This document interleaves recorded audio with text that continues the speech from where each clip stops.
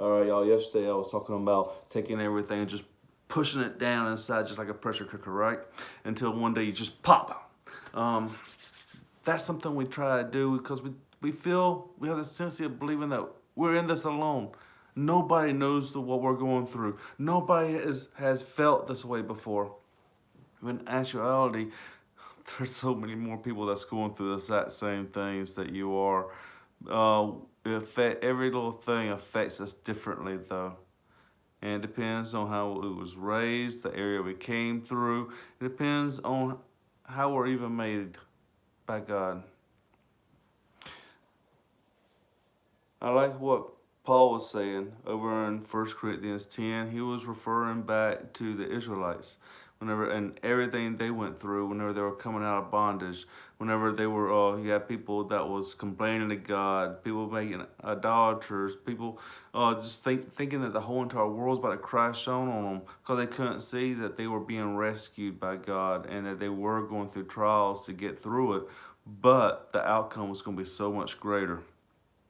So in this chapter, Paul is telling them that, look, these same things you've been going through, look at our forefathers because they also went through struggles. They also went through this stuff, and God brought them out. Use that as examples for what you're going through right now.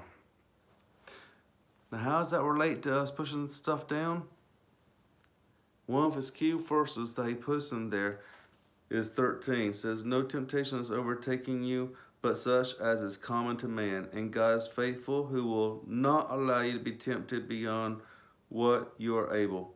But with that temptation will provide the way of escape also, that you may be able to endure it. Let's take, for example, this pandemic we have going on right now. We have COVID-19, right? And a lot of people has been depressed about it, and with reason. And a lot of people has been hurt by it. You got a lot of people out there that's lost loved ones, and you name it. I mean, it is a real pandemic going on. But we keep hearing things. Nobody's ever faced anything like this. The world's never seen nothing like this. And we just get those words that people start throwing around stuck in our head, and we stop looking, and then we just keep that intact. That's the same thing that we do in our own personal lives. We'll turn to social media and instead of having that one-on-one connection with people in reality, we are only telling them parts. They're only seeing part. And you're not able to actually get that feel, that bond as you would person to person. If you were to research the Spanish flu, you'll find out that in 1918 to 1920, there was this flu, a pandemic that swept the whole entire world. 500 million people was infected by it, at least. They estimate that was equivalent to a third of the world's population at that time. Anywhere from 17 million on up to 50 million or better was killed by it. A third of the world's population now. And if you were to Google that and you were to pull up these all these things, just type it in, Spanish flu, and then type in how they took precautions. You'll find that they were walking around on the streets with masks on, just like we're being told today. You'll find that they were in the workforces with masks on. They even have some pictures where they had this thing like a CPAP machine hooked up to a machine bringing them oxygen while they're working inside.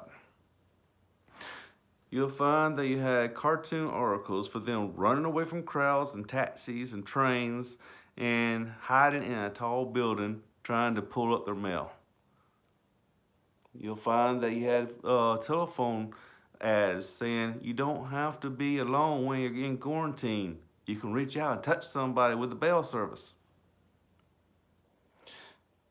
You also find that they canceled churches and education back then, 1918, 1920.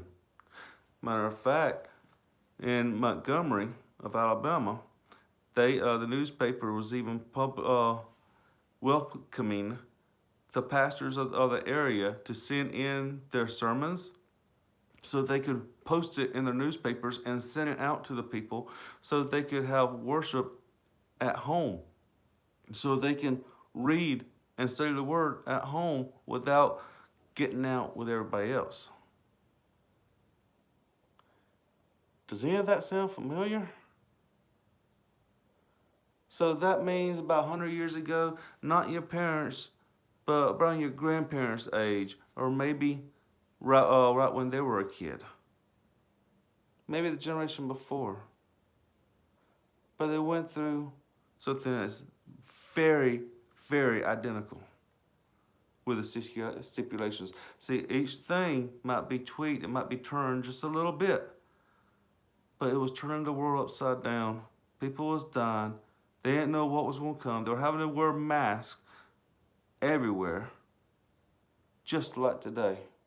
Churches was closed, education was closed, just like today.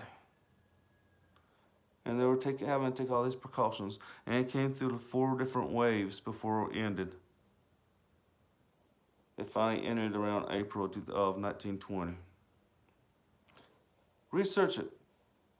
See, the reason what I'm trying to get to is we think we're all alone. And that's one of the mind games. Because whenever you're not talking to people, then the only person that you're talking to is yourself. And it's this big old voice inside your head. It's just like a power plant just throwing off all these different things. And you can't justify them unless you talk to someone else, unless you do research, unless you open up and take that chance to find someone that cares. Because there's always people around that cares. There's always someone around that's going through something similar or has been through something similar. One of the things as we get older, we like to say, I'm independent now. We go off our own, try to do things on our own. Guilty. But we find that a lot of the things that we've working through, the struggles of life, our parents and our grandparents, they went through similar struggles. But yet we want to isolate ourselves and say, I'm grown now. I'll figure it out my own now. In Proverbs, though, it talks about a wise man learning from his mistakes. But let me tell you, a wiser man will learn from other people's mistakes. Y'all, you're not in this alone. Don't let the voices that you're hearing, don't let yourself tell you that you are. There's so much more. See, what Paul tells us over in 2 Corinthians, very first chapter, verses 3, 4, it talks about everything that we're going through. We have a comforter inside of us if we're a believer. A comforter that's going to comfort us and carry us through anything and everything we're facing. And it's not for our good. It's not for your good. But it says, for this cause, so you may help others through whatever they're facing. In other words, that same type of trouble, that same things that they're facing, that what God has helped carry you through, show that same love and compassion to others that's going through it. Because if they don't know God, they're not going to have that comfort. They're not going to have that guide. They're not going to have that one to pick them up and carry them through.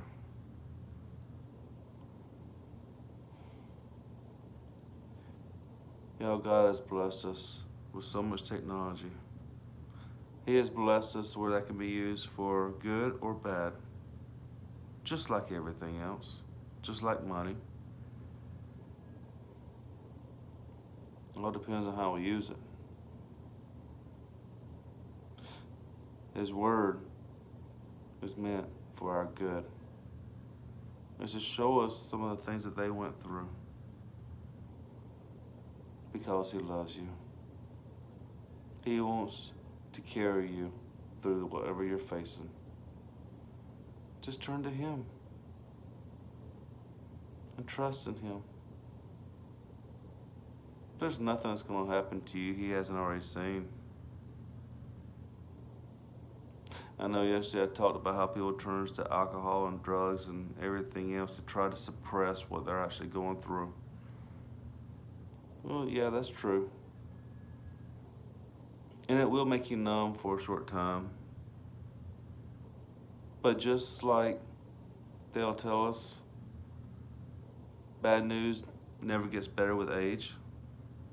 Well, the same thing goes to our situations.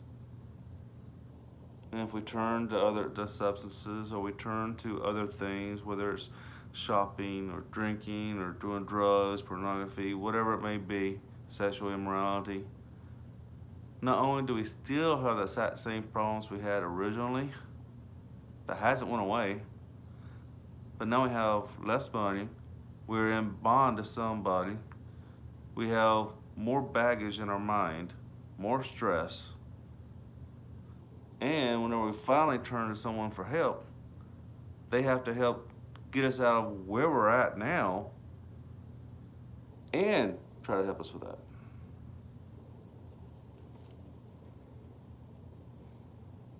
But God sees you, and God can do it like that if you just turn to Him.